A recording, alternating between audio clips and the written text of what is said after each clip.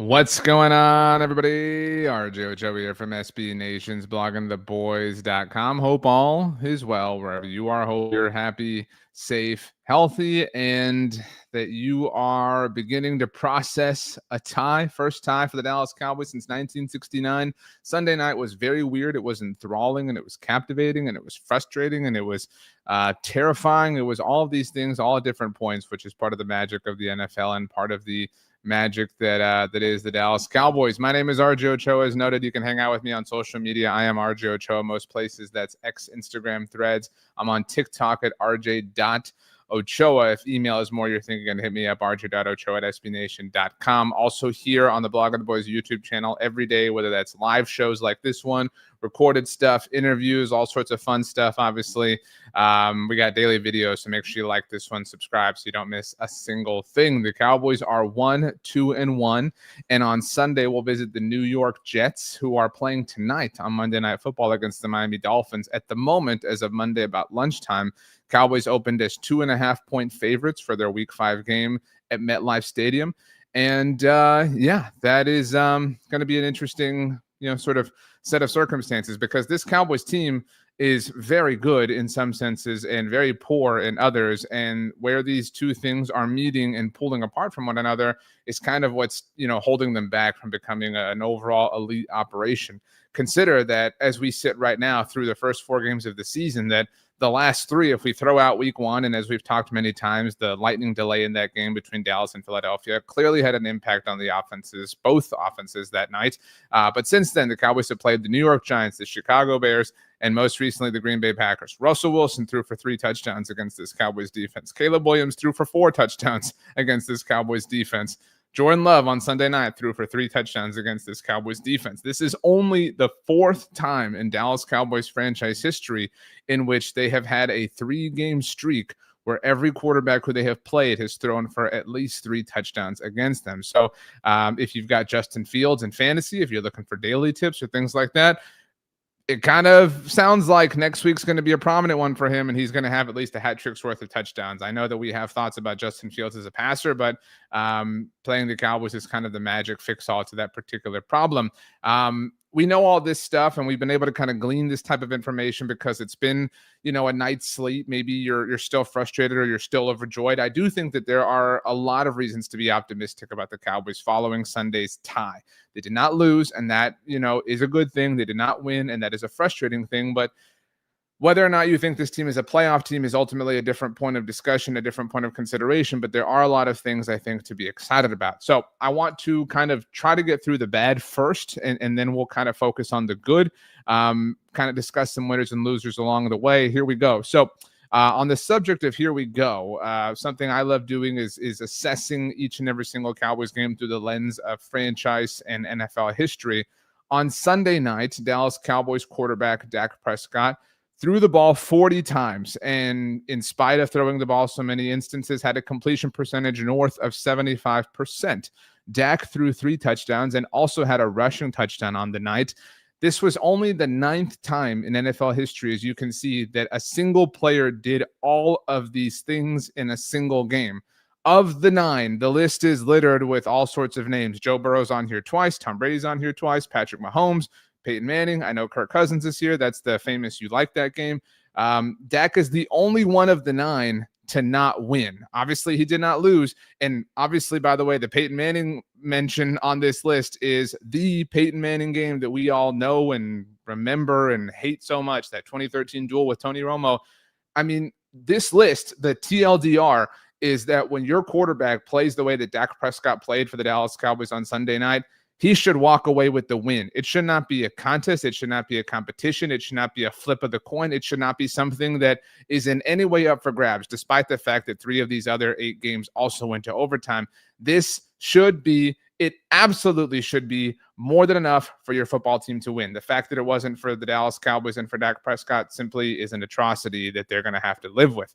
But hey, I mean, the reality of the performance is that it was a real performance, right? Like, that's why I think that this team has a lot of reasons to feel optimistic. I think this team has a number of reasons to feel optimistic. The head coach is amplifying the way the quarterback is playing in Dak Prescott. Brian Schottenheimer is absolutely in his bag right now. And I think he's creating and cultivating a culture that is beginning to take root and beginning to show signs of legitimacy. We're starting to see points of accountability within the team. The fact that Jaden Blue still can't get on the active roster, I understand, is a point of frustration for a lot of people. The fact that they're willing to hold Trayvon Diggs accountable, for lack of a better word, and bench him and make him earn more playing time. The fact they've been this way with Mozzie Smith, and obviously injuries have compounded this effect and whatnot. But this clearly is a head coach who is going to make you earn your spot on the active game day roster. And even if they lose, that is a very important development for the Dallas Cowboys.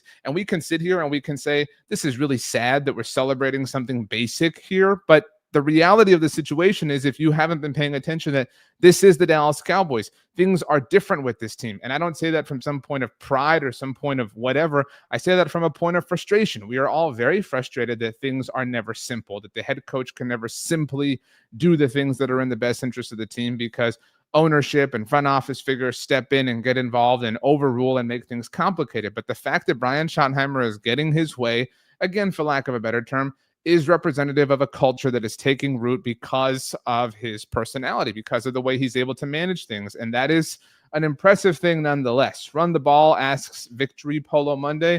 No, not a Victory Polo Monday. It's for wins, right? It's not called Tie Polo Monday. It's called Victory Polo Monday. Okay, other points of optimism. Actually, before we get to the optimism, all right, we have to talk about the losers first. I want to get this out of the way, and then we can focus on the good things. Now, I write my stock report for bloggingtheboys.com each and every single week, and it's basically winners and losers, the kind way to say winners and losers, right? Stock up, stock down. My biggest stock downs in this game, my biggest losers for the Dallas Cowboys. Number one, Jack Sanborn. Now, people like to say when it comes to young players like Jackson Dart or Cam Ward, right? Like young players, especially young quarterbacks, when they're kind of figuring it out, when the NFL is starting to become a little bit more comfortable for them, people love to say things. The expression often is that the game is slowing down for them, right? Like the game is slowing down. They're seeing the game at a slower speed and they can finally figure it out, whatever. The exact opposite thing is happening for Jack Sanborn. He is the one slowing down. Everything else is so fast around Jack Sanborn. And I say this with no ill will. I say this with no disrespect. I say this in no ill-intentioned way. But Jack Sanborn simply is a liability for the Cowboys. And there are a lot of liabilities for the Cowboys on defense right now. But what is particularly damning, what is a particularly large indictment about this, is that Matt Eberflus, when he was hired as defensive coordinator, I said, and I think we all believed, we all knew that his time as the Cowboys linebackers coach was tremendous, that he got the absolute most. It wasn't just Sean Lee, it was Anthony Hitchens and Damian Wilson. Matt Eberflus turned everyone into stars that played linebacker for the Dallas Cowboys. And so it stood to reason that he was going to be able to do that this go around. It certainly stood to reason that he was going to be able to do that with somebody like Jack Sanborn, who he brought with him. He was the only player. Jack Sanborn was the only one who followed Matt Eberflus from Chicago to Dallas when he obviously got the defensive coordinator job. That tends to happen. Think about Dan Quinn, brought Keanu Neal, DeMonte Kazee, Dante Fowler originally, right? Like, so this was the only one that Matt Eberflus got in terms of his time with the Bears, and it has been a disaster. I mean, it truly has been a disaster. AJ says, Overshown cannot get back soon enough. Sanborn is awful. Him and Elam are terrible. On the subject of stock downs, Kyrie Elam was another one. And I feel badly about this because I'm a Florida Gator, and I don't want, I wanted this to work. And I wanted this to work because the Cowboys have a history of identifying former first-round draft picks and turning them into something legitimate, getting something out of them, and, making some lemonade in that sense. And some of this is simply the opportunity not being right. Some of it is Trayvon Diggs, being hurt for a little bit and now obviously falling out of favor with the coaching staff. Some of it is Deron Bland getting hurt. Some of it is Savon Ravel not being fully and totally ready quite yet. Obviously, we're still in the window of things, or getting out of the window of things, but I mean, Kyrie Elam has not been the typical former first-round pick who the Cowboys brought in that had success, and that has really, really, really hurt things. My three biggest stock downs, three biggest losers were Jack Sanborn, Kyrie Elam, and Matt Eberflus. And to kind of tie a bow on this, I mean, look, dude, this is bad. I mean, this defense is really bad, and Matt Eberflus may not coach for the Cowboys in 2026. I don't know. But whenever this season is done, whenever we look back on this, right, I will stand by the fact that context is important. Context is necessary here. Context matters in saying that Matt Eberflus lost the best player on his defense a week before the season began.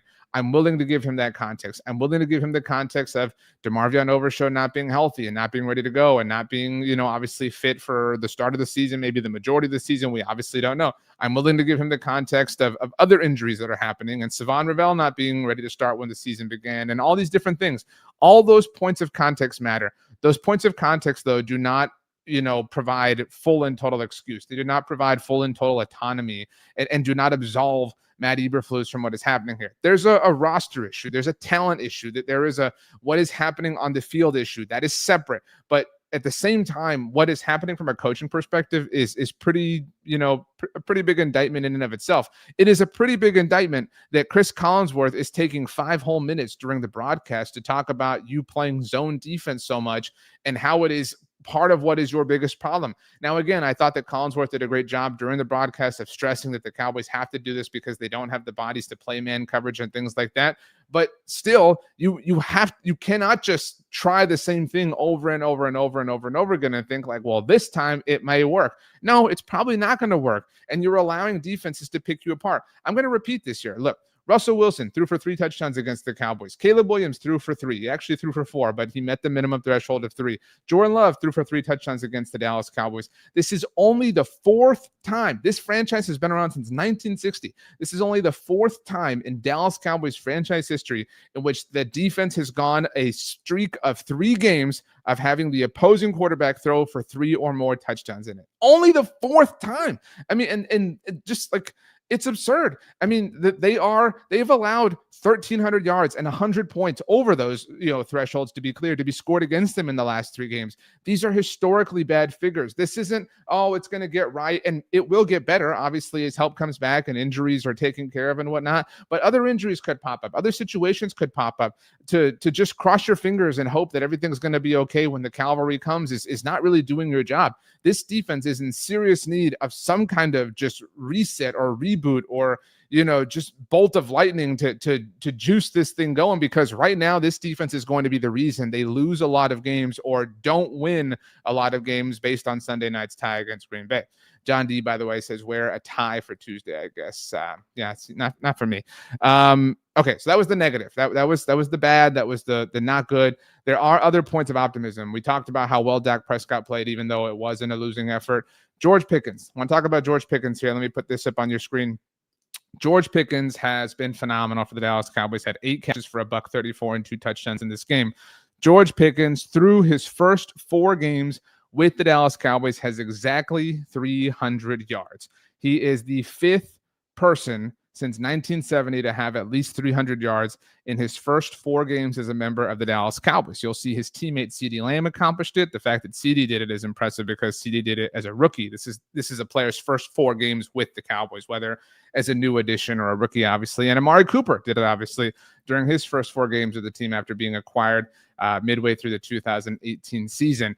George Pickens also has 4 touchdowns. He is one of only 2 players to have at least 4 receiving touchdowns in his first 4 games as a member of the Dallas Cowboys. The other one, and these are all since 1970, by the way, shout out Stathead and Pro Football Reference. The other one is Jackie Harris. But since 1970, let's say this again, nice and slow. Since 1970, George Pickens is the only player in Dallas Cowboys history, once again, since 1970, to have 300 yards and at least 4 receiving touchdowns in his first 4 games as a member of the franchise. George Pickens literally carving a unique path for the Cowboys in the best possible way. And the fact that he's doing it at this moment in time with CeeDee Lamb not on the field is all the more impressive. He's really proving that he can be trusted. He's really proving he's an alpha. He's really proving he's 1A, 1B, this partnership, this duo they have going on. George Pickens absolutely has to be a part of this thing moving forward. Part of what we're excited about, if you do want to live in the world of, the draft capital is going to help, et cetera, is Brian Schottenheimer, is Dak Prescott playing well? But you have to keep this together. You absolutely have to keep the nucleus offensively from a quarterback and pass catching standpoint of Dak Prescott, CeeDee Lamb, you got Jake Ferguson done, and George Pickens. All that has to happen as the offensive line grows together, all these young rookies. That is essential. That is the very, very, very, very, very top priority in the offseason. Or, now you could do it now and no one's stopping you. But that absolutely has to be done. George Pickens is proving that he is totally worth it for the Dallas Cowboys and that they were right to trade for him, and they would be 100% correct to get a long-term extension done with him as soon as possible. It really is remarkable when we think about the fact that George Pickens is being, or is having the level of success that he is in spite of the fact that everybody is aware that he's going to be getting the ball as often as he is. Again, he had 8 catches in this particular game. But I think as I fight off a sneeze, goodness, I can do this. I can win. I think I did. I think I got rid of it. Who knows? But part of the reason I believe, and I don't believe in, you have to run to set up the pass and, blah, blah, blah. You have to set up play action, things like that. But there's zero doubt, there's no question that running the ball is effective, that running the ball helps open things up and that everything works in harmony together. I think we're all on the same page there. And if we owe the front office an apology for anything, it is certainly doubting Javonte Williams. The front office believed, the coaching staff believed. We all said, what the hell are you doing? And so far, Javonte Williams looks absolutely incredible. If you think about it, Javonte Williams here, through his first 4 games as a member of the Dallas Cowboys, has 312 yards. All right, he has 312 yards and 4 touchdowns. He is the first player for the Cowboys to reach these thresholds from a rushing perspective through the first 4 games of a season since Zeke Elliott did it in 2021. He is only the second player to do it in the last decade, because the player prior to Zeke who did it was DeMarco Murray in 2014, that magical season that was somehow now 11 years ago. This is a pretty low threshold, and as you can see here on this particular list, Javonte has the lowest or the fewest amount of yards outside of Marion Barber in 2007, but 312 yards, 4 touchdowns, that matters. That is significant. That is part of what is keeping the offense balanced, part of what Brian Schottenheimer is doing and calling and orchestrating so well, part of what is a benefit of Dak Prescott playing so well. Everything works together. Everything is harmonious. And so Javonte Williams playing so well is really helping the whole Dallas Cowboys offense as an operation. And that's why, again, I think that, hey, front office, coaching staff, you called your shot. You were right. Congratulations. Well done. Here are your flowers. Let's see here. Karan says, even with key guys out. That's true. I mean, like, even with Cooper Beebe out and Tyler Booker and obviously Tyler Guyton at one point or a lot of points on Sunday night against Green Bay specifically. I mean, again, I don't mean to make this a cyclical argument, but the pass game, Dak Prescott being so on fire is part of what is making this possible. And I mean, this whole offense, this whole team was so broken last year. And the fact that they've been able to have the success that they have so far early this season through only 4 games is representative of a lot of things working. But if they're going to have any hope over the course of the rest of the season, those things are going to have to work to an even stronger degree. But ultimately, I think that this kind of lands where I land, or the point here is that if we think about it, if we think about what the Cowboys are doing well at the moment with a record of 1-2-1, as weird as it is, the Cowboys are right now, if we asked the average person who's playing quarterback the best in the NFL in 2025, I think they'd probably say Josh Allen. I think, and I wouldn't fight against that. I don't think you would fight against that. Maybe you would. Fine. I think we could come to a general consensus that Josh Allen's playing the position better than anybody in the world right now. After Josh Allen, I don't know who you think or anyone thinks the answer is. I think the answer personally is Dak Prescott. Right now, the Cowboys are getting top 5, top 3, as I just said, top 2 quarterback play from Dak Prescott across the entire NFL. We have a lot of issues. This team has a lot of issues. We have a lot of issues with the team. But as long as they have that going for them, as long as Dak Prescott is playing as good as he is for the Dallas Cowboys, with all the woes on defense, as frustrating as they are, with all the issues and constantly allowing other teams to score and constantly allowing other teams to do whatever they want when the ball is in their hands, if you are getting the level of quarterback play that the Dallas Cowboys are getting, and on top of that, if you amplify that with your offensive play caller being aggressive and leaning into it and amplifying what the quarterback is doing, and the run game helping and working in perfect harmony, and the pass catchers working in harmony. George Pickens playing so well. Jake Ferguson's playing really well right now. Caught all of his targets on Sunday night against Green Bay. Obviously, CeeDee Lamb is who he is and is injured at the moment. But if all of these things exist, right, that's what it is. It's about Dak Prescott, and these other things are kind of the amplifying elements, the amplifying factors. Brian Schottenheimer amplifies in his own way. Javonte Williams amplifies in his own way. George Pickens in his own way. Jake Ferguson in his own way. And CeeDee Lamb in his own way. Dak Prescott is the gauntlet that the Infinity Stones sit on. And so if you have that, it sucks that the defense is not playing well. It is not ideal that the defense would be just so horrendous and limiting you as an overall team so badly. But if you have that thing and you have the amplifying qualities and commodities, you can do anything. It is possible. Anything truly is within the realm of possibility because you have that going for you. And at the very least, the Dallas Cowboys have that going for them right now. I would add, AJ, you mentioned it's a great point that Turpin has been playing very well too. Think about that's another reason, like a huge reason for optimism. If we're trying to be optimistic, and we should be, but a huge reason for optimism for the Cowboys coming off of the tie is that how many role players stood up and played tall, right? I don't know that we can call KaVontae Turpin a role player. I think he's earned a legitimate role. I don't think he's, some sort of rotational piece, but you get the point. KaVontae Turpin played really well. Jalen Tolbert had a good game. Ryan Flournoy, hello. And then from an offensive line standpoint, Brock Hoffman dominating, TJ Bass playing super well, Nate Thomas. I mean, like the list goes on and on and on. And while it's frustrating that game and those performances were squandered, the fact that they are happening in the first place is not only representative of a good thing in a vacuum, but it's representative of a coaching staff, that is taking hold, a coaching staff that is able to, make lemonade. Every game in the NFL on some level is an episode of Chopped, and it's a matter of what kind of dish can you make. And on Sunday, the Cowboys made a really, really, really good one. They didn't get to eat the whole thing. They didn't get a win, obviously, but they are making it work with what they have in spite of all the injuries on offense, in spite of the defense limiting them, in spite of, different hurdles and different circumstances that keep landing in front of them. They are finding a way. That is an extremely encouraging thing.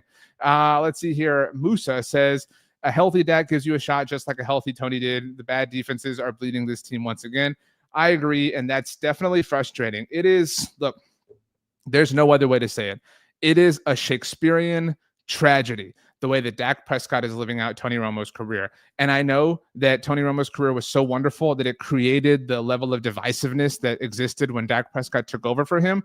And none of that is good. None of that is anything that we look back on with fond memories, right? It's okay. It's possible, I promise, to love and appreciate Tony Romo and love and appreciate Dak Prescott and what they did and what Dak is doing for the team as the franchise quarterbacks. But I mean, just from a poetry standpoint, it is painful that Dak Prescott is living out that career. This feels very similar to Tony Romo reaching the peak of his powers circa 2012, 2013, when those defenses just couldn't stop anybody. Everybody is so quick to compare this current Dallas Cowboys team to 2020, but that's what it reminds me of. It reminds me, obviously, of an elder quarterback, relatively speaking, and pass catchers and points of offensive superstardom that can help and contribute in different ways. And, that side of the ball kind of taking care of itself and the defense just doing nothing. And there will be a game, there absolutely will, where the defense does their job, stands tall, and the offense just can't live up to it. The offense just has a bad day. The offense just is off for whatever reason and then gets blamed. And it's a vicious cycle. It's unfortunate, and it obviously underscores what the Cowboys have to do in not just this coming offseason, but in several offseasons. But it really is, it's the most predictable thing ever, but it really is unfortunate how Dak is living out the full and total Tony Romo arc. I see you, Musa, that says, if only Dak played DB. Yeah, if only he did. Played wide receiver in this game, but not defensive back. So he did technically line up out wide, just on the offensive side of the ball. I wish the Cowboys had won. I think we all do. And I really think that if they had won, we would be feeling, we'd be levitating here today on the Monday after. And they didn't lose. And that is commendable and noteworthy and matters. But I think that, look, I don't think they're a type of team that, sometimes I think when you're a young team or you have new players, like I think the Giants are a great example of this today. The Giants, are walking around feeling like, hey, we can hang with one of the best teams in the NFL. We can go toe to toe we can win. They obviously did win. And that can be very valuable for you when you're a young team, when you're still building, when you're still processing, when you're still laying the foundation of what's going to come over the course of the next half decade. Cowboys aren't there, right? Like, Dak's a seasoned player, CD, Jake Ferguson, right? Like, you get my picture. I know they have young players, but you get the idea. I think what Sunday was kind of a mirage, right? Like, Sunday was like, it was like the portal that Matthew McConaughey is in Interstellar, where he's like talking to the past in the present. I've only recently watched that movie, so I've never really understood exactly what's happening in that moment in time in cinema. But like, this team is like flirting with the present and the future and the past all at the same time. And so it's not just like, oh, we're excited because we're going to build towards the future. No, the future is now, and you have to capitalize now before it's too late and this future becomes your past. It's a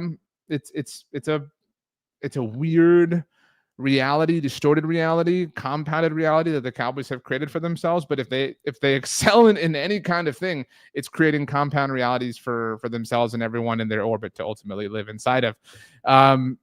I maintain that there are a lot of reasons to be excited, and they are mostly on the offensive side of the ball. I think any defensive excitement we have is based a little bit in cope, because we're hoping and coping that DeMarvion Overshown is going to save the day, that Savon Ravel is going to show up and be amazing right away, that Deron Bland and Trayvon Diggs are going to get fully healthy and things are going to stabilize there.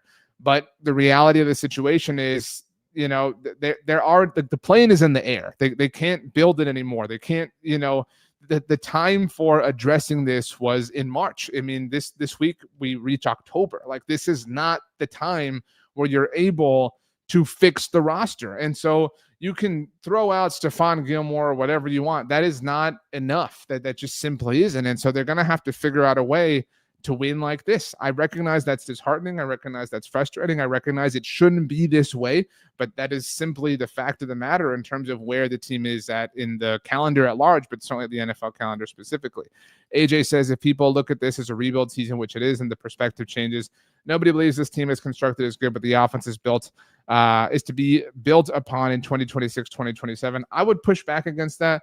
I don't view this as a rebuild year. Nothing that they have done outside of trading Micah, which is a very big thing, suggests that it's a rebuild year, because they paid the quarterback a year ago. They paid the star wide receiver a year ago. They traded their 3rd round pick for another receiver who's in a contract year this year. And that's, again, one of my my main criticism of the Cowboys is that they don't have, as I say all the time, a singular North Star.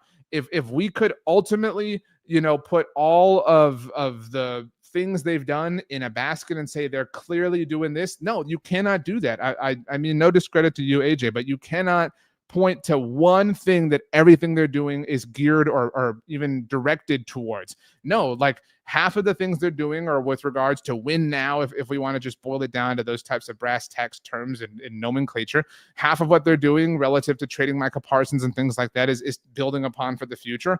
So they're living in different camps. They're living in different directions. They're moving this way and this way at the same time. And if you want to move this way, but I think you should move that way, well, we disagree, but at least all of your efforts are concentrated in one direction. That's not the case here. And that's why they're not stable, because they're trying to do this. They just truly wake up every day and decide, what do we want to do today? Does that, conflict with what we said yesterday? Yeah. But does it matter to us? No, it doesn't. So there's nothing that is clear and obvious about the way they're trying to build this team. Musa says, yes, that's how we must approach it. If the defense clicks in at some point, good. If not, let's go load it with our draft capital. That's the hope. And forgive me for saying the obvious trope, but hopefully you draft somebody as good as Micah Parsons with that draft capital that you got from the Micah Parsons trade. It could be a boat. You never know. AJ says, nice retort. You are right. There is no direction, but for my own sanity, it is a rebuild. I mean, I recognize and appreciate the comment in the back and forth, AJ. I recognize the need to try to logically compute what the Cowboys are doing, but that simply can't be done here. And that isn't, you're wrong, I'm wrong, whatever. It's that's how they're operating. It's frustrating. And again, if you want to tank and build towards the future, I don't think that's necessary in the NFL where it's a land of parity and things can change in the blink of an eye. But if you want to do it, cool. But do it, right? Like do it in a smart way. And that's why if they had let Dak walk, if they hadn't paid CD, if they had traded Micah in that alternate universe that we're kind of constructing here hypothetically, then I would be totally with you. Then I would be totally with that thought and that logic. And we could logically say, well, they're clearly putting all their eggs in the future basket. They're clearly clearing the books, clearly doing all this so that they can contend and build and spend in the future. But again, if we consider in just the last, whatever it's been, 400 days at this point now, they paid the franchise quarterback, they paid the star wide receiver 2 weeks before they did. And then this offseason traded a 3rd-round pick, not just for a receiver, but for a receiver who is in a contract year. Again, it'd be one thing if they traded for a player who they had several years of team control over, but they don't. They traded for a receiver in a contract year and then traded away Micah Parsons. It doesn't make sense. Let's see here. Linwood says, I think CD being out is going to make the offense way more dangerous because Dak has to throw it to George Pickens. And when CD comes back, pick your poison. I think that's a great way to look at it. I do think that George Pickens is having all sorts of success. As I said, he's the only Cowboys player since 1970 to have 300 yards and 4 touchdowns in his first 4 games with the team. All of that, though, let's just remember it, right? Like all of that, let's remember when we get to March and it comes contract negotiation time, how they didn't get a contract extension done with him when they first traded for him. I was against the trade. I tell you that all the time, but I did say the moment they did it, I said, okay, fine. I wouldn't have done this, but do the extension right now. Because the worst case scenario would be you trade for him, you don't do the extension, he balls out, and now to an even higher level because CD is out and those opportunities are there for him in a different kind of way. And obviously we want CD to come back, but he puts together, I don't know what his season's going to look like. Say it's 1,200 yards and like 13 touchdowns or something like that. I mean, he already has all the negotiating power, which is something we say a lot about different players relative to the Cowboys, but he's going to amplify that. I've used the word amplify a lot today. I need to work on that, but you get my point. He amplifies his negotiating power because he puts together such an incredible statistical season. And what do? You have no choice but to pay him because a year ago you traded a 3rd-round draft pick for him. But this was meant to be positive. I do feel positively about the prospects of the 2025 Dallas Cowboys. They're 2.5-point favorites next week against the Jets. They beat them. They're perfect, even Steven, 500 at 2-2-1. It's amazing how they could go 500 now. That you can't really do that in today's NFL with there being 17 games in the regular season, but the tie involves that. It would be amazing if they went 8-1 to truly, fully, totally have Dak Prescott live out the Tony Romo arc. I obviously hope that doesn't happen, but we will see.